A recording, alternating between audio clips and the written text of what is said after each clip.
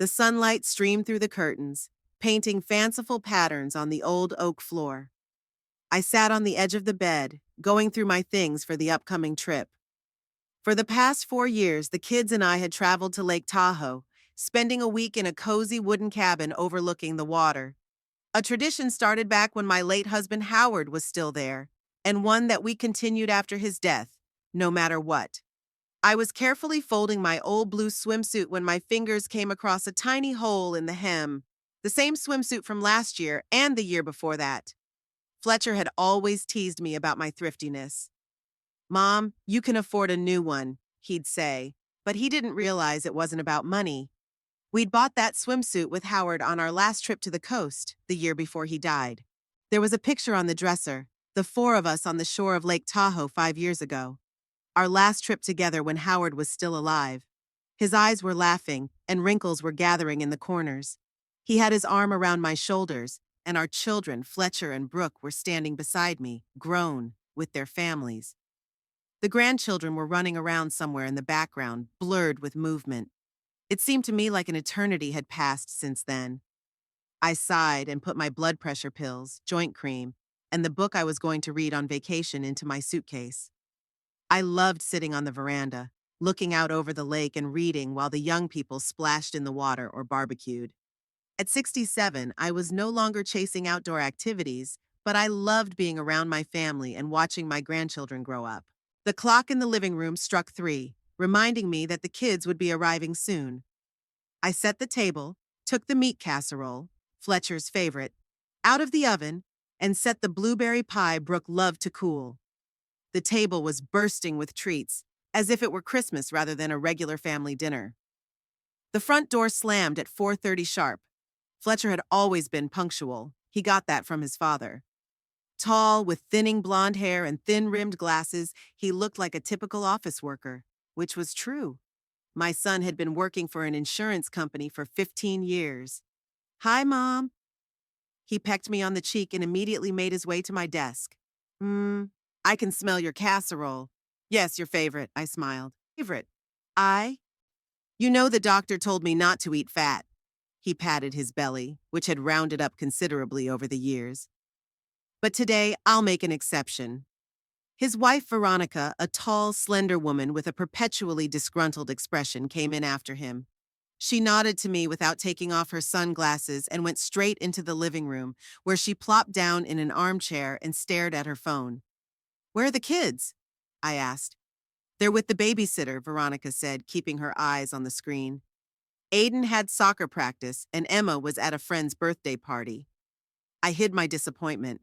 I saw my grandchildren less and less. Fletcher and his family lived in a neighboring town and didn't come over often, usually on business or when he needed something. 15 minutes later, Brooke and her husband Nate arrived. My daughter, unlike her brother, was petite, with dark hair pulled back into a sloppy bun. At 35, she looked tired and stunted, though she'd been the most energetic one in the family.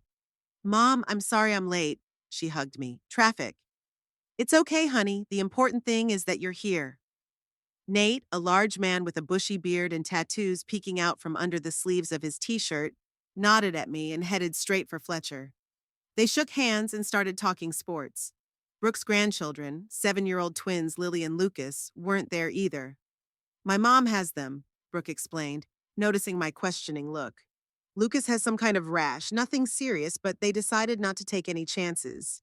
I set the last dish on the table, the avocado salad, and invited everyone to the table. Fletcher pounced on the casserole, and Veronica grimaced and pushed her plate away. "I'm sorry, Martha, but I'm on a diet.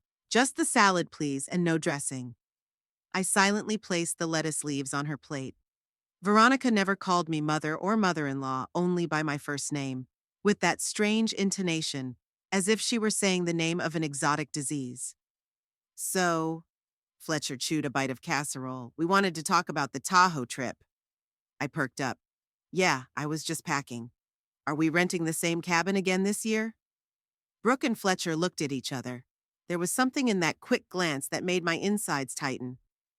"Mom," Brooke set her fork aside, "we wanted to talk about this. We decided to go with a slightly different group this year." "What do you mean?" I tried to keep my voice calm. You see, Fletcher wiped his mouth with a napkin. We decided to invite Charles and his family. You remember my coworker? He has 2 kids about the same age as ours. I? I still didn't know what he was getting at. So we rented a cabin for a certain number of people. There's not as much room as we'd like. Mom, Brooke interjected, what Fletcher's trying to say is, there's no ticket left for you. I froze with my fork in my hand. There was silence, broken only by the ticking of the old wall clock. You're not taking me with you this year? We thought you'd be bored, Fletcher said without looking me in the eye. There'll be lots of kids. Noise, noise, noise. Last year you complained about headaches. Besides, you'd be better off at home, Brooke said. At your age, traveling like this is exhausting. At my age. Those words cut like a knife. When did they start treating me like a decrepit old woman? I still had plenty of energy, going to senior yoga twice a week, participating in a book club, helping out with fundraising lunches at the local church. I understand. I took a sip of water to cover the tremor in my voice. Of course you'll have more fun with peers. You're not offended? Brooke looked at me anxiously, but there was relief in her eyes. No, I'm not. I'll find something to do. Good for you. Fletcher was clearly relieved that the unpleasant conversation was over. Then we'll leave next Friday and be back in a week. The conversation moved on to other topics. They discussed work, the kids, the latest movies. I smiled and nodded, but something inside snapped. It wasn't because I wasn't taken on vacation after all. I really could have rested at home. It was about how easily they'd cut me out of their plans, like I was a burden instead of a family member. After dessert, Fletcher looked at his watch. We should get going. We have to get up early tomorrow. Aiden has a competition. Sure. I started to gather the plates. Do you want to bring a pie? No, thanks, Veronica answered quickly. We're watching the kids' meals. It sounded like I was offering them poison, not homemade baked goods made from fresh berries. Brooke was getting ready to go too. We're going too. We have to pick up the kids from Mom. Mom's. She left the kids with her mother-in-law a lot more often than she left them with me. In fact, Nate's mother lived in the same town as them, 2 blocks away, and she saw her grandchildren almost every day. I was happy if I got to see my grandchildren once a month. The goodbye was quick. Fletcher gave me a one-armed hug, Brooke gave me a peck on the cheek, Veronica and Nate just nodded, and within a minute the house was empty again. I stood at the window watching their cars pull away. Fletcher's big SUV and Brooke's compact sedan. This house used to be loud and fun. Howard often invited friends over. We barbecued in the backyard. The kids ran around with their friends, played hide and seek among the hydrangea bushes. It's quiet now, and that silence is pressing on my ears. Back in the kitchen, I started clearing the table. The untouched pie, the half-eaten casserole, the salad that had barely been touched, so much work, and all wasted. I was automatically wrapping the leftovers in foil when I noticed some papers on the edge of the table. Fletcher must have forgotten them. My son had always been absent-minded ever since high school. I gathered the sheets, intending to put them in the desk drawer and give them to him the next time I saw him. But my eyes locked on the address, my address, and the word sale. I slowly lowered myself into a chair and spread the papers out in front of me. They were the paperwork for the sale of the house. My house. It wasn't really mine anymore. After Howard died, I'd signed it over to the kids, leaving me the right to live in it for life. It seemed like the right thing to do at the time. Why did I need such a big house, a lonely widow? Sooner or later, the children would inherit it anyway. This way, I saved them the hassle and taxes in the future. Now I had the papers in front of me that showed that Fletcher and Brooke were going to sell the house. The preliminary contract was already drawn up, and all that was missing was a few formalities and my signature to vacate the property. Everything was falling into place. The trip to Tahoe that I'd been so cleverly excluded from. They were planning to sell the house while I was gone.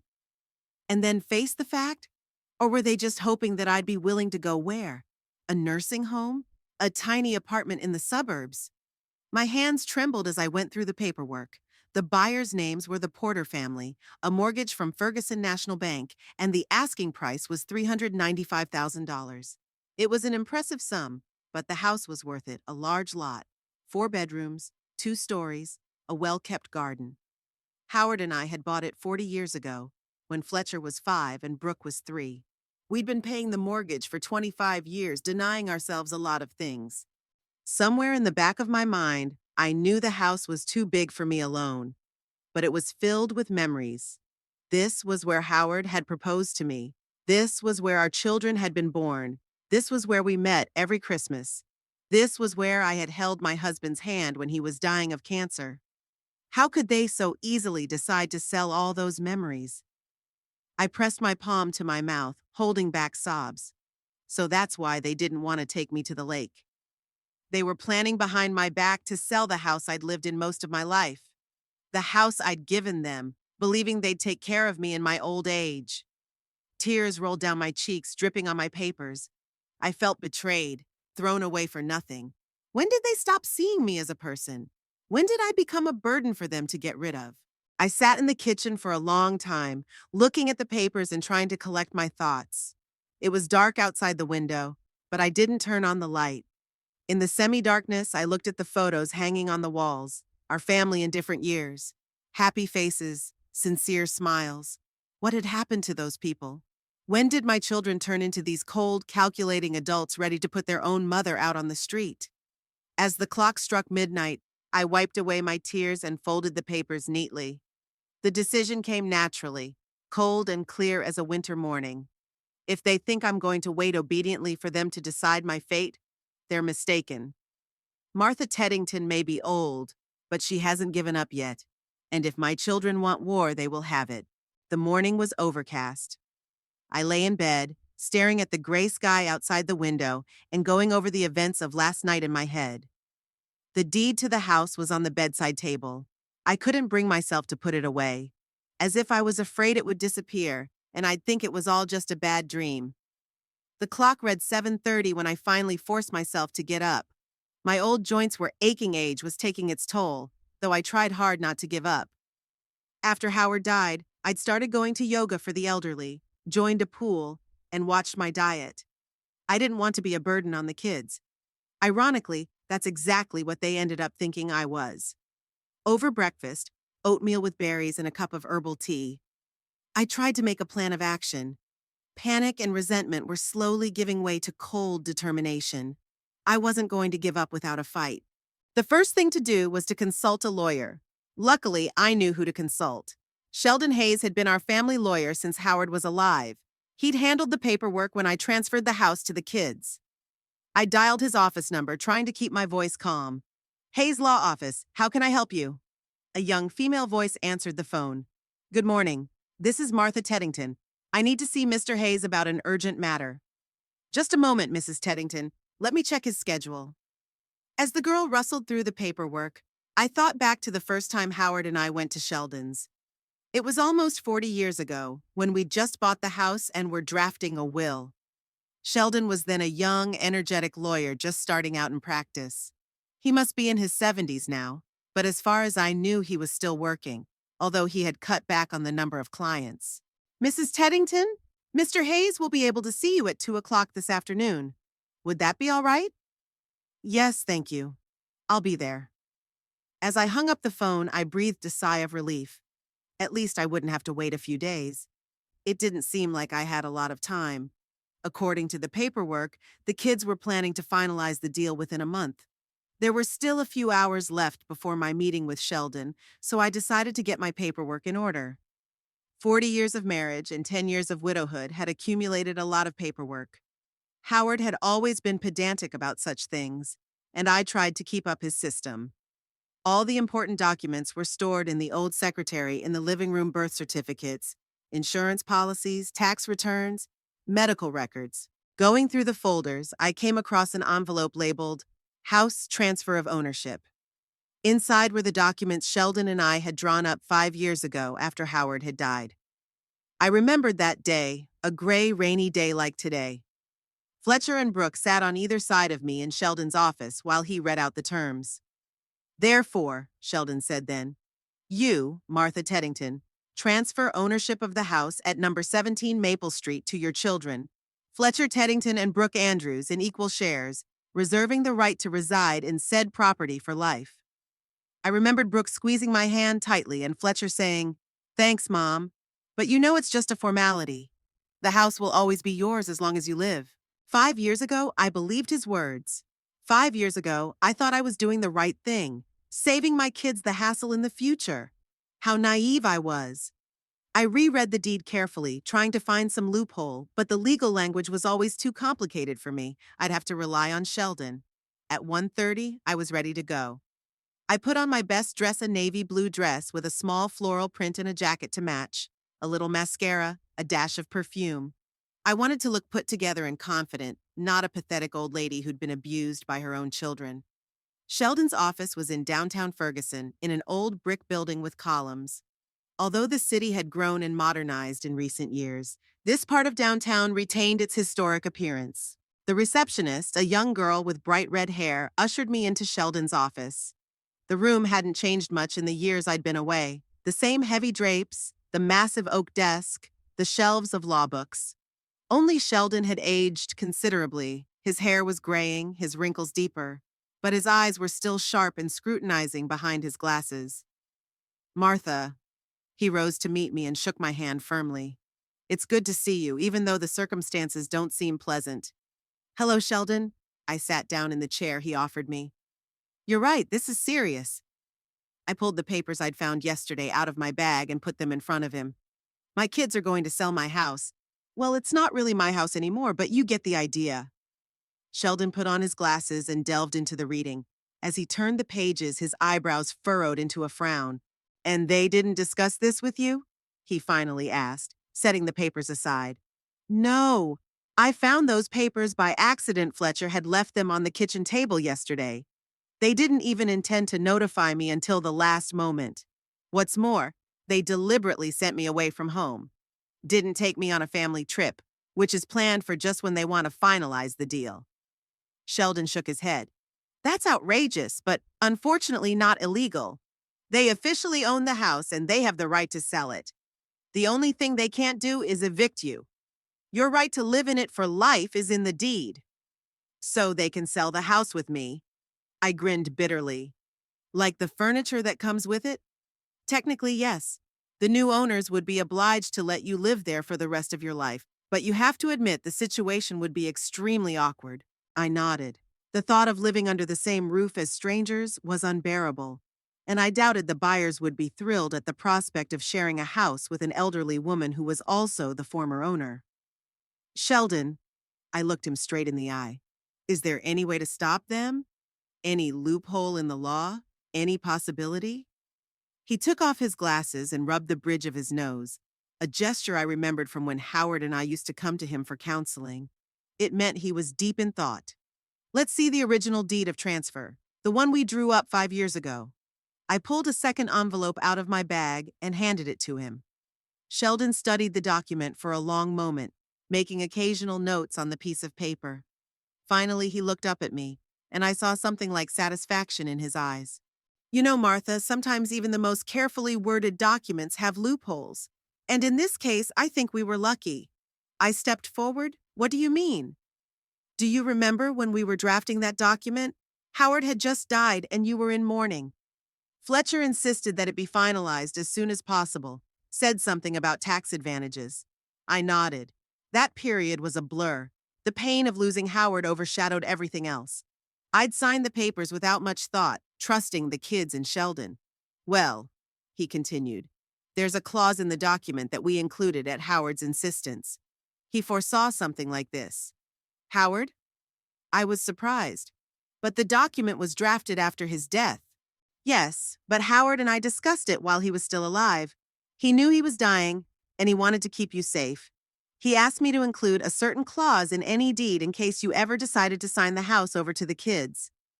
Sheldon turned the page and pointed to a paragraph in small print. "It says here that if the new owners, that is, Fletcher and Brooke, take action to sell the property without your consent, you have the right to regain full ownership of the house, subject to compensation for their share of the market value at the time of the original transfer." I reread the paragraph several times, trying to understand. "So I can regain possession of the house?" "Not exactly. You can buy it back from them, but not at the current market price. but at the price from 5 years ago. Considering how the real estate market in Ferguson has gone up in recent years, that's a significant difference. But I don't have that kind of money, I shook my head. Howard's pension and my teacher's pension were barely enough to live on. Sheldon leaned back in his chair, drumming his fingers on the table. What if I sold the house myself? You could activate that clause, repossess the property, and then sell the house for the current market price. The difference between what you'd pay the kids and what you'd get from the sale would be yours. I froze, comprehending his words. What he was offering was unbelievable, and at the same time, perfectly legal. Is it possible? Legally? Absolutely. They're in breach of contract trying to sell the house without your consent. You're just exercising your legal right. I remembered how Howard always said you have to consider every possible scenario. Hope for the best, but prepare for the worst, he liked to say. I guess he'd anticipated that the kids might do the same thing, and he'd made sure I was protected. Sheldon, my voice shook. Are you sure this is going to work? 100%. I drafted this document myself, and I know it's legally binding. The only thing you need is money for the initial payment to the kids. Do you have any savings? I've been thinking. When Howard died, there was his life insurance policy. Not much, but I'd barely spent any of it, saving for a rainy day. Plus the small savings my husband and I had saved over the years. That should have been enough. I think so. I can find the money I need. Great. Sheldon began to write something down. I'll prepare the necessary paperwork. But Martha, he looked at me seriously. Are you sure you want to take this step? It could ruin your relationship with your children forever. A bitter laugh escaped my chest. What kind of relationship are you talking about, Sheldon? They were going to sell the house behind my back. They're treating me like a burden to get rid of. What kind of relationship is there to screw up? I remembered how things changed after Howard died. For the first few months, the kids had been there for me. Fletcher helped with the paperwork. Brooke came by often, bringing her grandchildren. But gradually, their visits became less frequent, their phone calls shorter. They only remembered me when they needed something. We used to be a real family. Howard and I gave up a lot of things to give our children what they needed. I quit teaching for a few years when they were little, even though I loved my job. Howard took extra shifts at the factory to pay for Fletcher's college. I sat up nights helping Brooke with homework when she was having trouble with math. Now that Howard was gone, it was like they'd forgotten everything we'd done for them. It was like I was an inconvenient reminder of my own mortality, a problem to be solved. No, Sheldon, I said firmly. I'm not afraid of ruining relationships. It's already ruined. Now I want to take care of myself, like Howard would want me to do. Sheldon looked at me for a long moment, then nodded slowly. I understand. And I'll help you. Give me a couple days to get all the paperwork ready. In the meantime, don't show any sign that you know anything. Let them think their plan is working. I walked out of Sheldon's office with a feeling I hadn't felt in a long time, hope. For the first time in years, I felt in control of my life, that I could stand up for myself. On the way home, I thought about Howard. What would he say if he saw what our children had become? What would he do if he were me? The answer came to me. He would have done the same thing. Howard had always believed in justice and that everyone should be held accountable for their actions.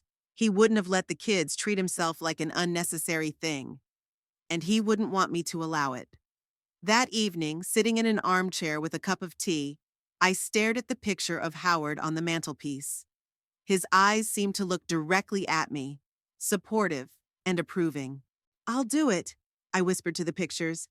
I will make them respect me. And if that meant selling the house we loved so much, then so be it. The morning after my meeting with Sheldon, I started the morning with a bold move. First, I called the bank and made an appointment to discuss access to my savings. Then I made a list of everything I needed to do before selling the house. The thought that I was actually going to do it evoked a strange mixture of feelings: fear, excitement, guilt, and a strange, almost forgotten sense of freedom. I needed a realtor. Someone who could sell the house quickly and quietly. I couldn't go to the same agents my kids worked with. It would be too risky. After a short internet search, I decided on Audrey Peck.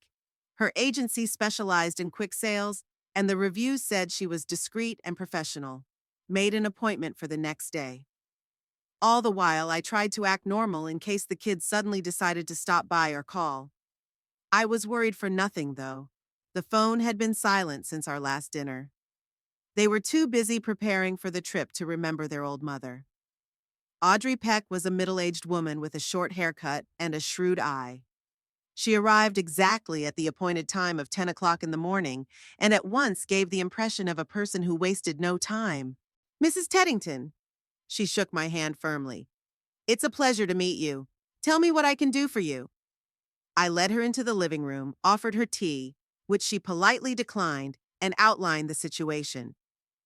Without going into family details, I explained that I wanted to sell the house as soon as possible, preferably before the end of the month, and that the transaction had to be kept secret from my children until it was finalized.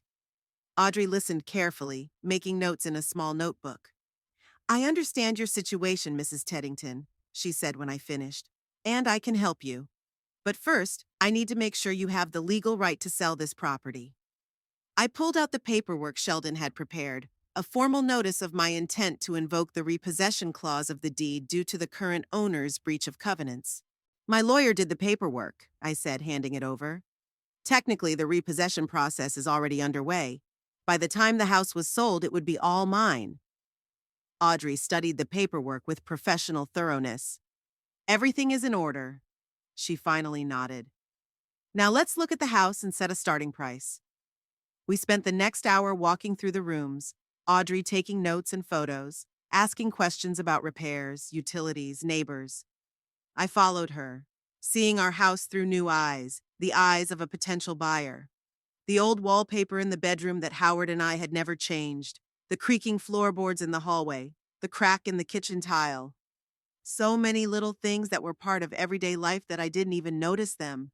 "The house is in good condition," Audrey concluded when the inspection was over. "It needs some cosmetic repairs, but the foundation is solid, the roof has been recently re-roofed, and the plumbing works well. Given the location and size of the property, I think we can ask for $420,000. The amount Audrey had quoted was more than what was listed on the papers I'd found with the kids. Apparently, they were going to sell the house below market value just to get rid of it. Get rid of me. "Sounds good," I nodded. "How fast do you think a buyer could be found?" "In the current market conditions, with the right price, very quickly. I suggest that we don't have public showings so as not to attract too much attention. Instead, I will bring in a few proven clients who are looking for similar properties and can act quickly."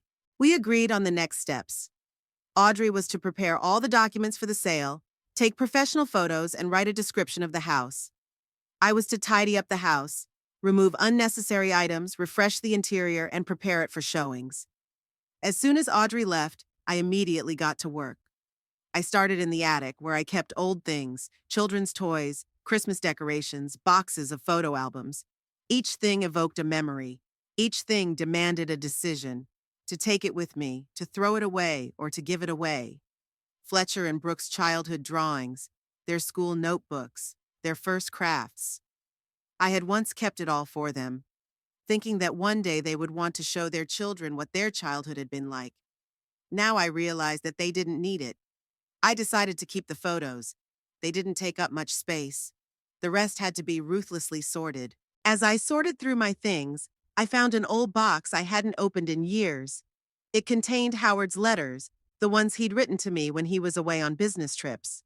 I reread them with tears in my eyes, remembering our younger years, his tenderness, his care. In one of his letters, dated a year before his death, he wrote, "Martha, you have always dreamed of seeing Italy. I promise when I retire, we will definitely go there. Imagine, we're in a little cafe in Tuscany, drinking wine and looking at the hills. You with a sketchbook, me with a book. No worries, just the two of us." We never went to Italy. Howard's illness cut all plans short. After his death, I hadn't even thought about traveling. It seemed wrong to pursue our shared dreams without him. But now, holding his letter in my hands, I suddenly realized where I wanted to go when all this was over. Italy. I would go to Italy for me and for Howard. That thought gave me strength and determination. I spent the next 3 days feverishly preparing the house for the show. I threw out old clothes, emptied closets, washed the windows to a high gloss. called a gardener to spruce up the backyard, bought new towels for the bathroom and fresh flowers for the living room. Audrey brought in her first potential buyer just 5 days after we met. It was a young couple with a young child. They were looking for their first family home and fell in love with the large backyard and spacious kitchen. But they were embarrassed by the price. They couldn't afford that kind of spending money. The second buyer, a wealthy bachelor, made an offer, but too low, $50,000 below the asking price. I declined, although Audrey advised me to consider his offer. The market is unpredictable, she warned me. Right now, there is a concrete offer, even if it is not as high as I would like it to be. Tomorrow, it might not be. But I was adamant. Something inside told me to hold on. And I was right. A week after the show began, Audrey brought Mrs. Wentworth, an elegant woman in her 50s. I'm recently divorced, she explained, looking around the house. The children are grown and gone. I want to start a new life in a new house without the memories of my ex-husband.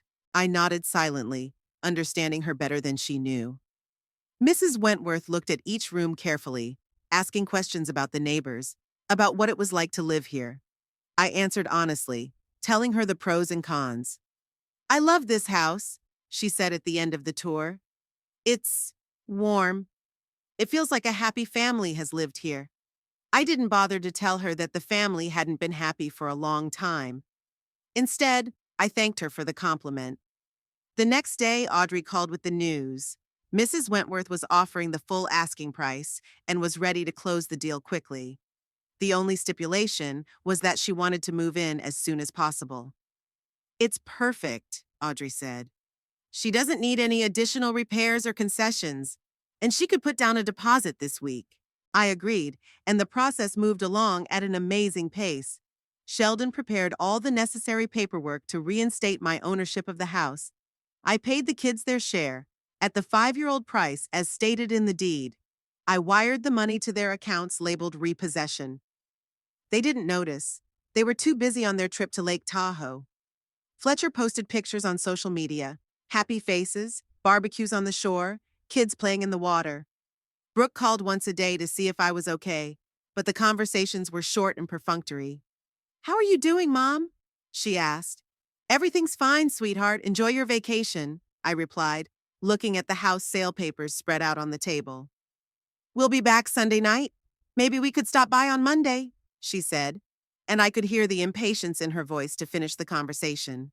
Sure, I'd be glad to, I replied, knowing I wouldn't be home by Monday. The transaction with Mrs. Wentworth was closed on Friday, 2 days before the children returned from the lake. I received a check for $420,000, from which I had already deducted the amount paid to the children and Audrey's commission. The remaining money was more than enough for my plans. The evening after signing all the papers, I sat in the living room surrounded by boxes of things I had decided to take with me. It was so strange to look at the house, knowing that it was no longer mine. The walls that had witnessed so many events in my life now belonged to another person. I walked through the rooms, saying goodbye to each one. Here was Fletcher's childhood room, where he spent hours building a building set and dreaming of becoming an engineer. Brooke's room, where we made dresses for her dolls together. This was Howard's and my bedroom, where we whispered at night, sharing dreams and fears. I left a piece of myself in each room, but at the same time, I felt the weight of memories, obligations, and unfulfilled hopes lifted from me. It was time to move on. On Saturday morning, a car arrived to transport my belongings. I took with me only the essentials: clothes, books, a few memorabilia, photos. The rest I either sold or gave to charitable organizations. Mrs. Wentworth was supposed to move in on Monday. I had plenty of time to vacate the house and move into temporary housing, a small apartment I rented for a month downtown. From there, I planned to leave for Italy as soon as I got my visa and bought my tickets. When the movers took out the last box, I walked around the empty house one more time. It seemed bigger without furniture, taller without pictures on the walls. The echo of my footsteps echoed off the bare walls, creating a strange sense of unreality. On the kitchen table, I'd left an envelope for the kids when they returned. Inside was a short letter explaining my actions and copies of all the legal documents that proved the deal was legitimate. I didn't apologize, I didn't see the need to, but I wanted them to know the truth from me. not a third party. As I left the house for the last time, I felt no regret, only relief and a strange sense of anticipation. For the first time in years, I was completely free. No obligations, no expectations, just me and my own desires. In the apartment I'd rented, I'd brought only the essentials. I had not decided where I would live when I returned from Italy, and I didn't want to burden myself with extra luggage. The apartment was small but cozy. One bedroom, a living room with a kitchen, and a tiny balcony overlooking the city park. Everything I needed for a temporary shelter. As I set up my things and hung my clothes in the closet, I felt tired, emotionally more than physically. The last few weeks had been filled with stress, doubt, fear. But now that everything was resolved, I felt only calm. I made some tea and went out onto the balcony. It was getting evening. The lights in the park were coming on. People were walking their dogs, young couples holding hands, children playing in the last rays of sunlight, the usual Saturday idyll. Tomorrow, my kids will return from the lake and find that their plan didn't go as they planned. They'll be angry, probably try to challenge the deal. But Sheldon assured me that legally everything was flawless. They couldn't do anything. They might never forgive me. The thought was painful, but not as sharp as it used to be. I'd done everything I could for them, given them the best years of my life. Now it was time to think about myself. I pulled out of my bag the travel agency brochure I'd picked up a few days ago. Magical Italy, the headline read. On the cover were views of Florence, Venice, Rome, the Amalfi Coast. So many places I dreamed of seeing with Howard. "I'm going for both of us, honey," I whispered, looking up at the starry sky. "I hope you don't mind." I thought the warm evening breeze that touched my face was his answer. The plane landed at Fiumicino Airport in the early morning. After 12 hours in the air, first to New York, then a transatlantic flight, I was exhausted but full of anticipation. Italy. The country Howard and I had dreamed so much about was finally spreading out beneath my feet. The sun was just rising above the horizon, coloring the sky a soft pink and gold when I stepped out of the airport building. The air was soft with a light scent of sea and flowers. I inhaled deeply, trying to realize I was really here. At 67, I had finally decided to take the trip I had dreamed of for so long. The trip to Italy was not a spontaneous decision. I had been planning it for weeks, carefully researching guidebooks, booking hotels, and mapping out an itinerary. I didn't want to depend on tourist groups with their strict schedules and crowded buses. Instead, I chose to travel on my own. 2 weeks in Rome, then a train to Florence. From there to a small town in Tuscany, where I booked a room in a family-run guest house for a month. Rome greeted me with the hustle, bustle, and grandeur of ancient ruins juxtaposed with modern buildings. My hotel was in the Old Quarter, not far from Piazza Navona. The room was small but cozy, with a balcony overlooking a narrow street where in the mornings the locals hung laundry between the houses, and in the evenings the aromas of home cooking and the sounds of Italian speech wafted from the open windows. I spent the first few days like any tourist, sightseeing, taking pictures of the Colosseum and Roman Forum, throwing a coin into the Trevi Fountain with a wish. But gradually my rhythm slowed. I began to notice details that escaped the attention of those who are in a hurry to tick off all the points of the tourist program. The patterns on the old doors, the cat napping on the windowsill, the smile of the clerk in the little bakery where I bought fresh ciabatta every morning. On my 5th day in Rome, I received my first call from Fletcher. I'd expected it. He and Brooke should have returned from Lake Tahoe by then and found my note. "Mom!" His voice sounded both angry and confused. "What the hell is going on? We came home and it's empty. And some woman says she bought our house?" I was sitting in a small cafe on the square, sipping an espresso when the bell rang. I was surrounded by tourists taking pictures of the fountain, street artists painting portraits, and waiters scurrying between tables. "Hello, Fletcher," I answered calmly. "I left you a letter of explanation. You didn't find it?" "I did!" His voice rang with indignation. "Some nonsense about repossession. Mom, what's gotten into you? How could you sell the house without consulting us? Just like you were going to do it without consulting me." My voice remained steady, though my heart was beating faster. "The sale papers you left on the kitchen table. Remember?" There was silence. Then Fletcher spoke again, in a different tone. Mom, listen. We didn't mean to upset you. We just thought you'd be better off in a smaller place. Something closer to us. Something with an elevator. No stairs, you know. I understand. I nodded, even though he couldn't see it. You wanted to get rid of the old house and the old mother in one fell swoop. Very practical. No, it wasn't. His voice sounded almost pleading. We were worried about you. This house is too big, requires a lot of upkeep. Where do you think I am now? I interrupted him. What? Have you noticed I'm not home? That I'm not answering my home phone? Yeah, we were getting worried. Brooke called your friends at book club, but they don't know anything.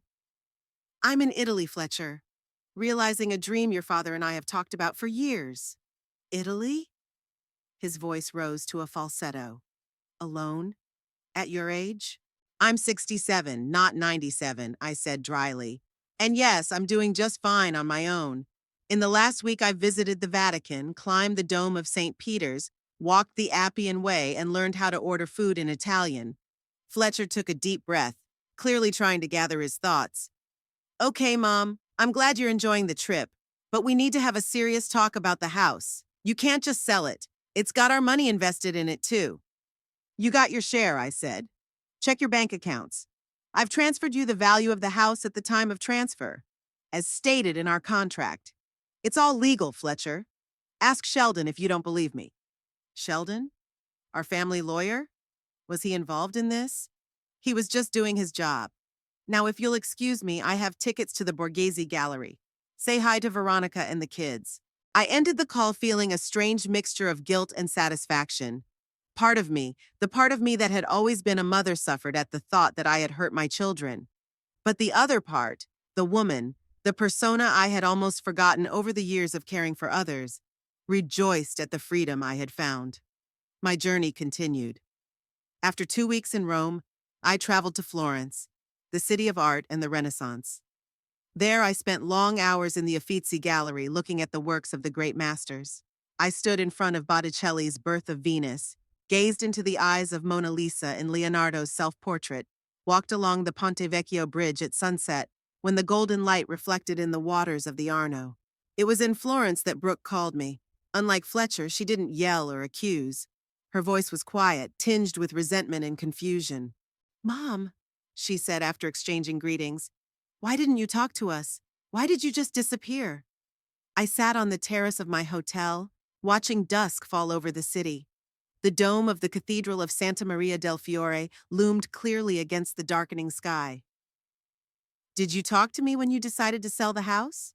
I asked gently. Did you consult with me before you excluded me from the family trip? That's different, Brooke objected. We wanted what was best for us. The house needed a lot of upkeep, and you're getting old, I finished for her. Yes, Brooke, I'm getting old, but I'm not getting infirm or feeble-minded. I'm still capable of making decisions about my life. We know, she sounded remorseful. It's just that we were worried. But that doesn't excuse what you did. Selling the house we grew up in without saying a word? The house you were going to sell without my knowledge, I reminded her. Brooke, let's be honest with each other. You and Fletcher stopped seeing me as a person with my own desires and dreams a long time ago. To you, I've become a burden to be taken care of, preferably with as little time and effort as possible. That's not true, she exclaimed, but there was no conviction in her voice. Isn't it? When was the last time you asked me what I wanted? When did you ask me about my plans, my dreams, my fears? When you invited me over just for fun, not because you needed a free babysitter for the twins?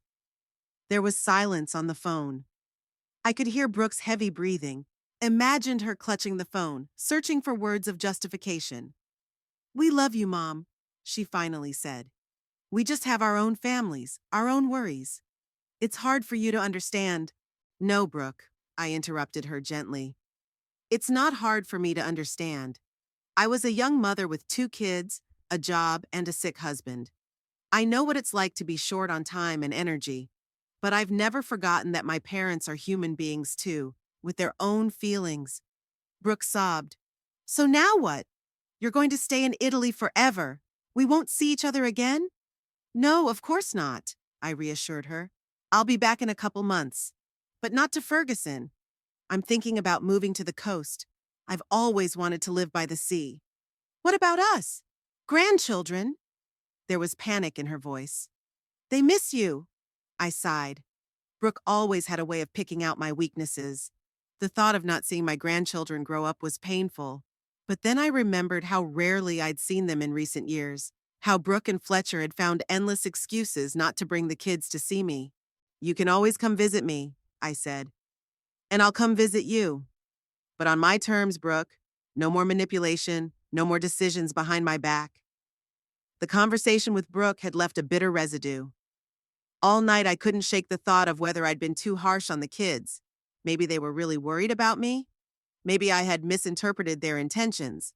But then I remembered the sale papers I'd found on the kitchen table.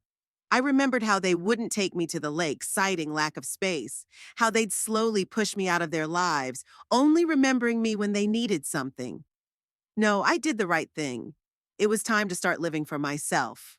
From Florence, I traveled to Tuscany, to the small town of Montepulciano, famous for its vineyards and ancient architecture. Here, I booked a room at the guest house Casa Beatrice, run by a widow, Signora Beatrice Winslow, an Englishwoman who had married an Italian and settled here after his death. Beatrice met me at the train station, a short woman with short gray hair and lively brown eyes. She was about my age, maybe a little older. Signora Teddington, she exclaimed when she saw me. Welcome to Montepulciano. How was your journey? Fine, thank you. I smiled, shaking her hand. And please call me Marta. Then you can call me Beatrice. She picked up one of my suitcases. Come on, my house isn't far. If you're not too tired, we can walk and I'll show you the town. We walked through narrow streets going uphill. Beatrice pointed out old buildings, told their history, and said hello to the locals, who nodded affably in return. Despite being a foreigner, she seemed to be well known and respected in the town. Casa Beatrice turned out to be an old stone house with a courtyard where lemon trees and terracotta pots grew and grapes twisted. My room was on the second floor with windows overlooking the valley. The view was stunning, rolling hills covered with vineyards, olive groves, the towers of a neighboring town in the distance. I hope you'll be comfortable, Beatrice said as she showed me to my room. Breakfast is served from 7 to 10 on the patio if the weather is fine, or in the dining room if it's cold. If you need anything, I live on the first floor. There were a few other guests in the guest house.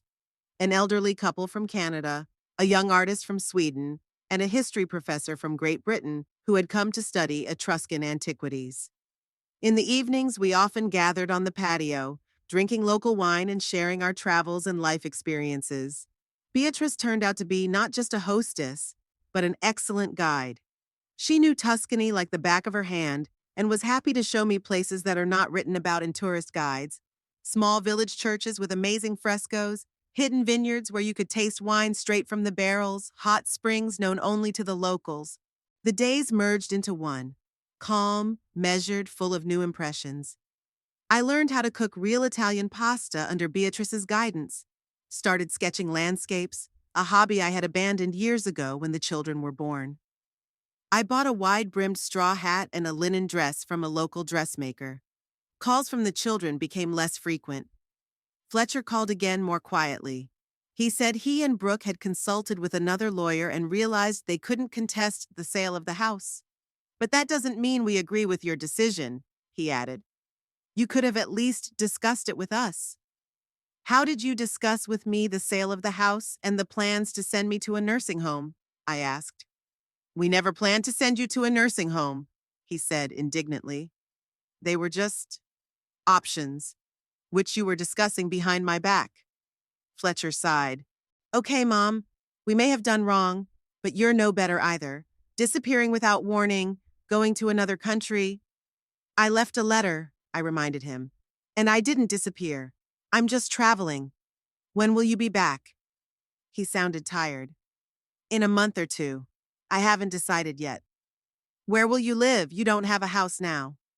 I have the money from the sale of the house, I said. I'll find a place to live. After my conversation with Fletcher, I sat on the terrace for a long time, thinking about the future. Where would I live when I got back? Rent an apartment? Buy a small house? Move to another city? These were all questions that needed to be solved, but not now. Right now, I just wanted to enjoy the moment. One evening, as Beatrice and I sat on the patio sipping limoncello after dinner, she asked about my plans. "You've booked a room for a month, Martha. Then what? Back to America?" I looked up at the starry sky, thinking, I guess so. Though sometimes I wonder, what would have happened if I had stayed here? Beatrice smiled. Many people think that when they first come to Tuscany, there's a special atmosphere here. It seems that time slows down, that life becomes simpler and clearer. But you stayed, I said. What kept you there? She twirled her glass thoughtfully in her hands. First love. I married Marco. He was from here. Then when he died, I thought of returning to England. But I realized that here I found myself, my place in the world. And you don't miss home, your family? Sometimes, she admitted. My son lives in London with his wife and children. I visit them twice a year. They come in the summer. But my life is here now. Her words made me think. Could I start a new life in a foreign country in the same way? Leave everything familiar behind? It seemed both daunting and exciting at the same time. The next day, I received a text message from Brooke. Not a call. A short text message. Mom, Lily and Lucas miss you. They don't understand why you left without saying goodbye. Please call them. It was a low blow, using my grandchildren to make me feel guilty. But I couldn't ignore the fact that the kids really might have missed me. I called, and Brooke immediately handed the phone to Lily. Grandma, the girl exclaimed. Are you really in Italy? Have you seen the pizza? And the spaghetti? I laughed, feeling my heart melt. Yes, honey, I'm in Italy. And I've seen a lot of pizza and spaghetti, and castles and fountains and very beautiful paintings. Will you bring me a present? She asked with childlike directness. Of course, what would you like? A doll, an Italian doll in a beautiful dress. It's a deal, I promised. How's Lucas doing? He's playing with his tablet, Lily said with some disdain. Mom says you sold our old house, the one with my favorite tree swing. I sighed. Yes, honey, I had to sell the house. But when I come back, we'll find another place to hang the swing. Promise? I promise. After talking to the grandkids, Brooke picked up the phone again. See, they miss you, she said. Lily cried when she found out you were gone. I'll be back soon, I assured her. And we'll catch up.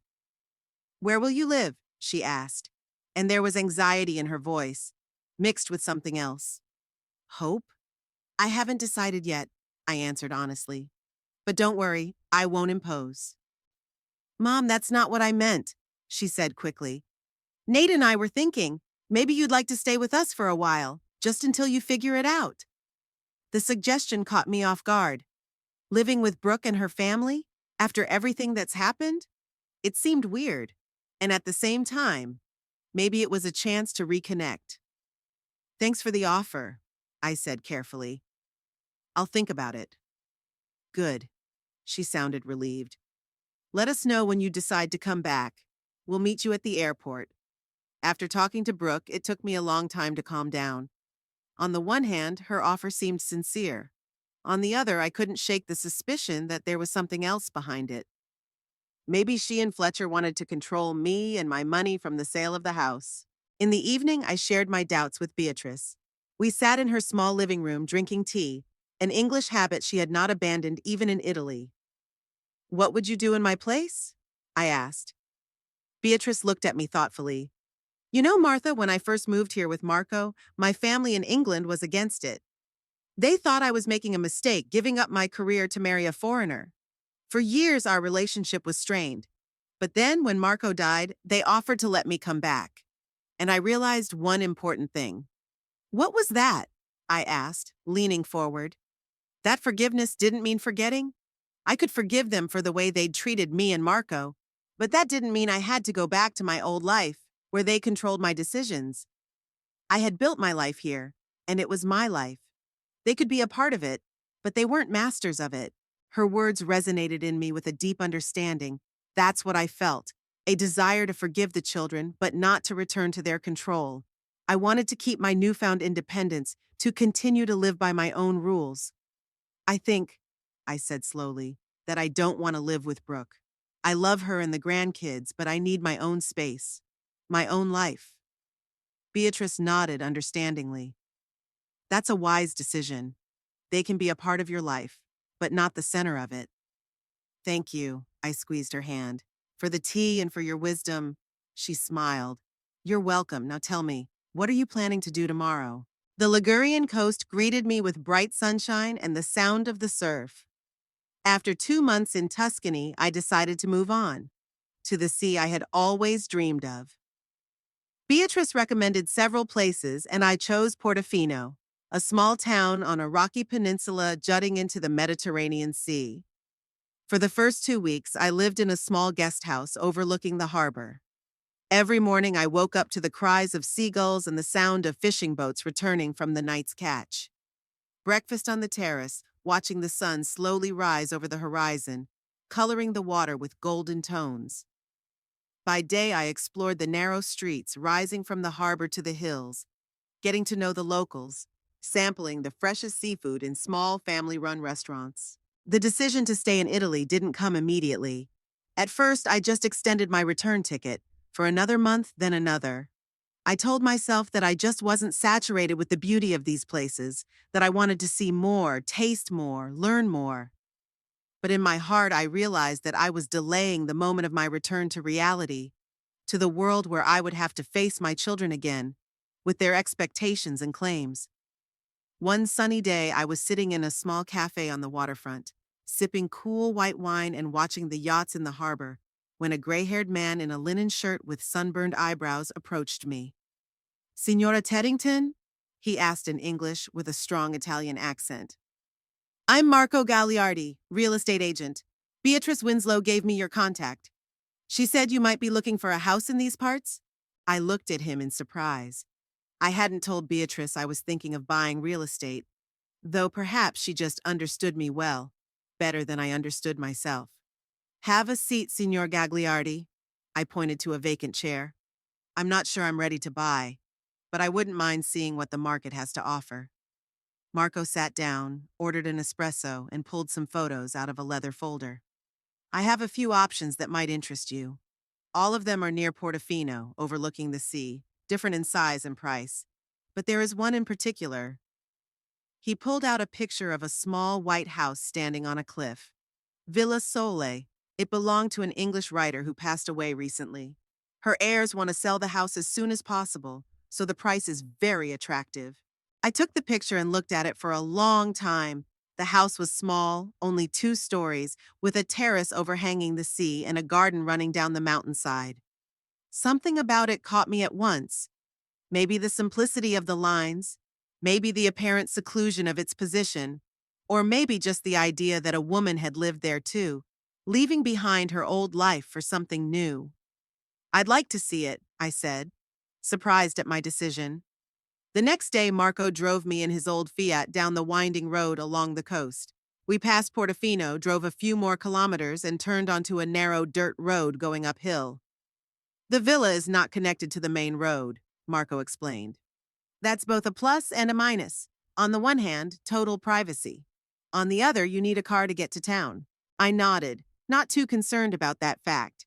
At my age, I still had the strength to drive, and the thought of living away from the hustle and bustle seemed more and more appealing. Villa Sole exceeded my expectations.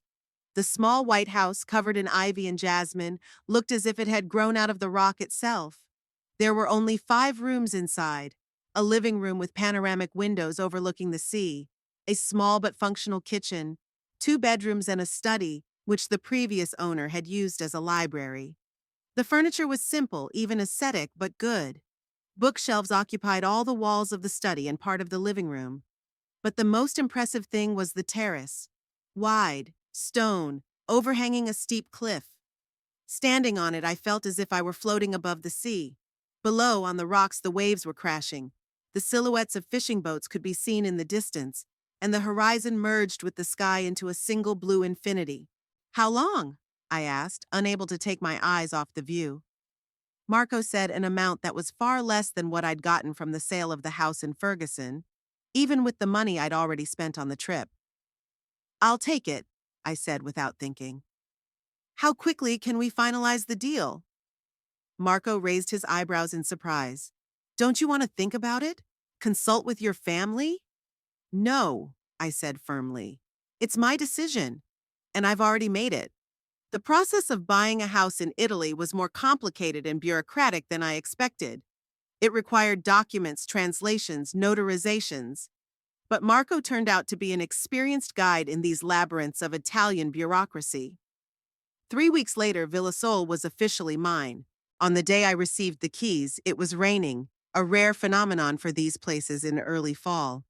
I stood on the terrace, drenched but happy, listening to the drops drumming on the stone slabs, and I couldn't believe that it was all mine now. My house, my terrace, my view of the sea. For the first time in years, I felt truly free, without restrictions, without having to justify myself or conform to anyone's expectations. I could do what I wanted, when I wanted, and how I wanted.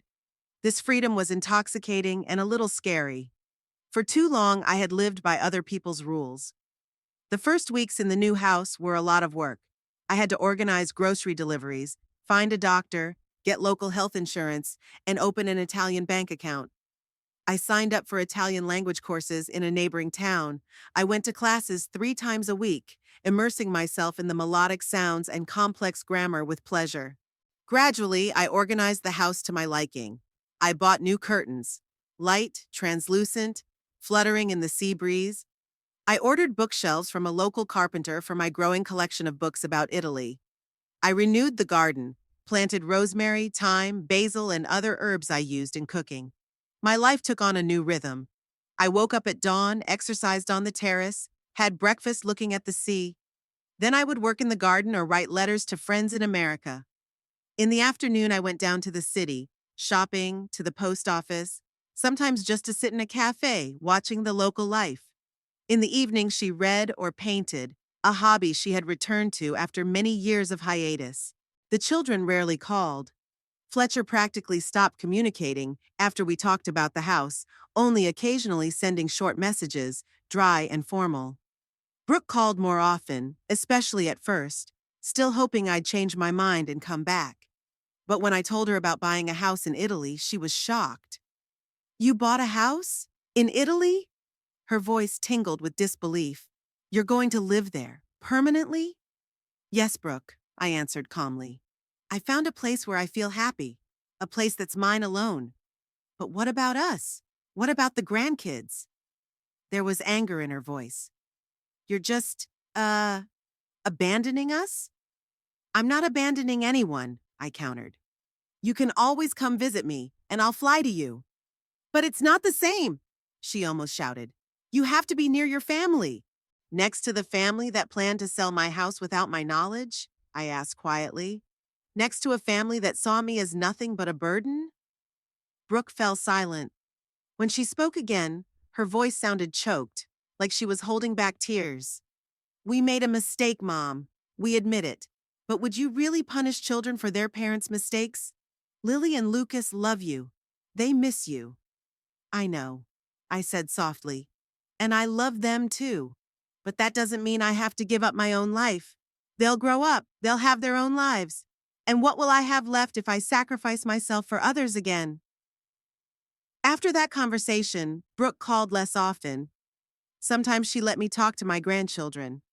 They listened with rapt attention to my stories about life by the sea, asked to see the house via video link, told me about their schoolwork. Those conversations were the only thing I really missed. One morning, almost 4 months after I moved to Villa Sol, I received an unexpected text from Fletcher. Mom, Brooke and I are flying to Italy next Tuesday. We want to come visit you. Please text me the exact address. The message took me by surprise. Fletcher, who had barely spoken to me all these months, had suddenly decided to fly in. And Brooke with him, without the kids. It seemed odd and a little unsettling. I responded by sending the address and instructions on how to get there from the airport. An inner voice told me that their sudden visit had nothing to do with wanting to just visit me, but I decided to give them a chance. On the appointed day, I spent the morning preparing for the children's arrival. I cooked seafood pasta, a dish I learned to make from local fishermen, baked a lemon tart, and bought a bottle of good local wine. I wanted everything to be perfect, even though I wasn't sure how this meeting would go. They arrived closer to evening in a rental car. I met them in the driveway, a tall, slightly overweight Fletcher in a business suit that was completely inappropriate for the local climate, and Brooke, pale with circles under her eyes and pouty lips. "Mom," Fletcher hugged me awkwardly. "You look good." "Tanned," Brooke added, also hugging me. "And you've lost weight." "Mediterranean diet and lots of walking," I smiled. "Come on in, I made dinner." They entered the house, looking around with ill-concealed surprise. Perhaps they were expecting something more modest or, on the contrary, more luxurious. Villa Sol was neither, just a cozy house with character. "It's nice," Fletcher said at last, clearly choosing his words. "But a little isolated, don't you think?" "I like my privacy," I replied, leading them out to the terrace where the table was set. "When I want to socialize, I go down to the city." "Alone?" Brooke asked anxiously. "On this road? It looks dangerous." "I'm a good driver, Brooke," I said calmly. "I've always been a good driver, if you remember.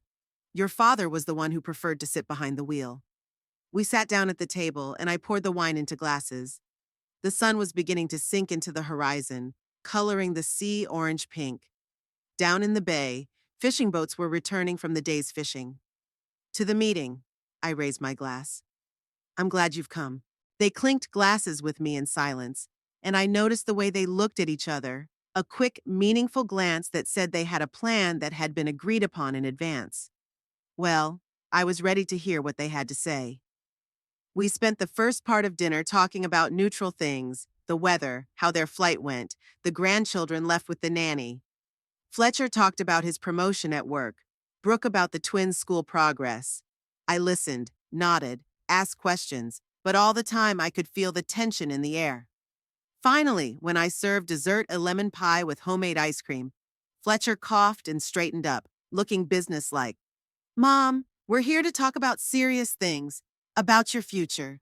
I waited silently, cutting off a piece of pie. "Brooke and I have given it a lot of thought," he continued, "and we think it's best for you to come back to the States. This experiment with living in Italy has been interesting, but not very practical. You don't know the language, the local customs, the laws. What if you get sick? Who will take care of you?" "I'm learning Italian," I replied calmly. "And I have health insurance, a very good one, by the way."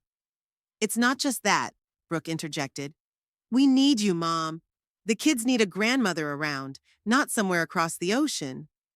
I looked at her, trying to see the sincerity behind those words. Did she really think they needed me, after everything that had happened? "And then, there's the financial question," Fletcher continued, seeming to get to the heart of the matter. "You spent family money on this house. Money that was supposed to provide for your old age and, in the future, help your grandchildren with their education. That's what it is. The money. It was all about the money from the sale of the house." "It's my money, Fletcher," I said firmly. "I got it from the sale of a house that belonged to me. You got your share, your rightful share. But the market value was higher," he objected. "You took advantage of a loophole in the contract." "A loophole your father had provided for," I interrupted him. "He knew it could happen. He wanted to protect me." "From your own children?" Brooke grinned bitterly. "What did he think of us if he thought this would happen?" I sighed. He was just being realistic, and as you can see, for good reason. There was a long pause. The sun was almost touching the horizon, casting a golden light on the terrace. Somewhere in the distance, we could hear the cries of seagulls and the sound of the surf. "Look, Mom!" Fletcher changed his tone to a more conciliatory one. "We don't want to fight. We want you to come home to your family. We can forget about what happened and start fresh." "Forget?" I shook my head. "Fletcher, some things can't just be forgotten. You can forgive and I forgive you. But forget? No. What do you mean?" Brooke frowned. "I mean, I'm not going back to Ferguson," I said firmly. "My life is here now. I found a place where I feel happy and I'm not going to give it up. But the money," Fletcher began. "The money is mine." I looked him straight in the eye. "And I spent it as I saw fit. On my life, on my dream. For the first time in years, I thought of myself instead of others. And you know what? It felt surprisingly good." Fletcher flared up. "So you're just leaving us?" After all we've done for you?